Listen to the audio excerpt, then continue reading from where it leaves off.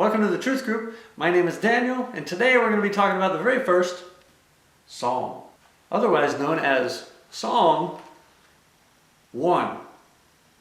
Blessed is the man that walks not in the counsel of the ungodly, nor stands in the way of sinners, nor sits in the seat of the scornful. But his delight is in the law of the Lord, and in his law does he meditate day and night. And he shall be like a tree planted by the rivers of water, that brings forth his fruit in his season. His leaf also shall not wither, and whatsoever he does shall prosper. The ungodly are not so, but are like the chaff which the wind drives away. Therefore the ungodly shall not stand in the judgment, nor sinners in the congregation of the righteous. For the Lord knows the way of the righteous, but the way of the ungodly shall perish.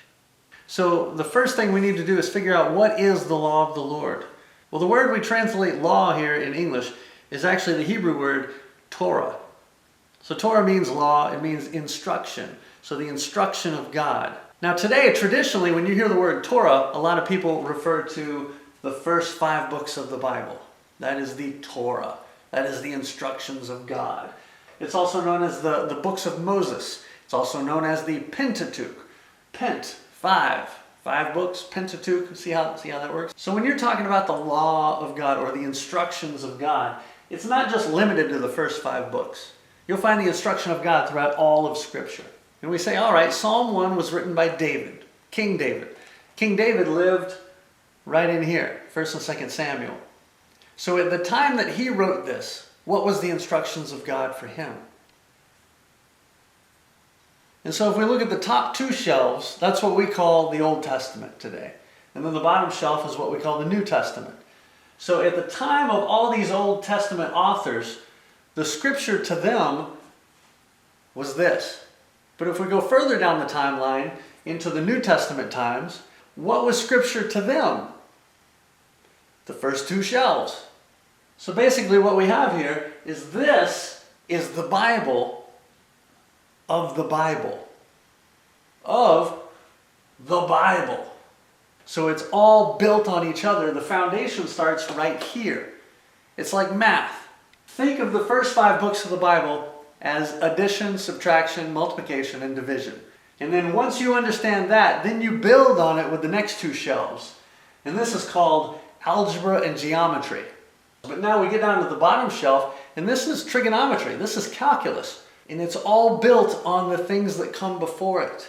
And so if you're looking at calculus or you're looking at trigonometry, you're going to come to some kind of a conclusion about what it means. And it may even make sense to you, but it might not be right. And there's no way you can know until you figure out the foundation. So all of that seems really simple, but we have a very real adversary in our midst. And he is known as the lawless one. Right? He's known as the father of lies. As the adversary, how could I get you, the child of God, to not delight yourself in the law of the Lord and to not meditate in it day and night? Well, I could just simply distract you with entertainment.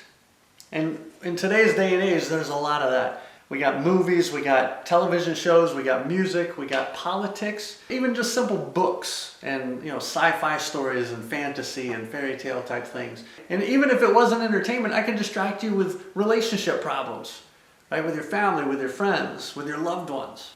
But what would be even simpler? Maybe if I could just get you to believe that the law of God has been done away with.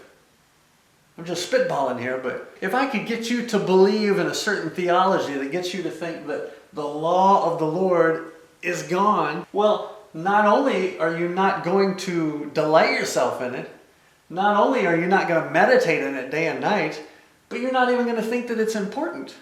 You're going to think that it's been done away with. And so you, by your own theology, are going to live a lawless life. Now that is definitely something to think about. Because that's exactly what I would do if I was the lawless one.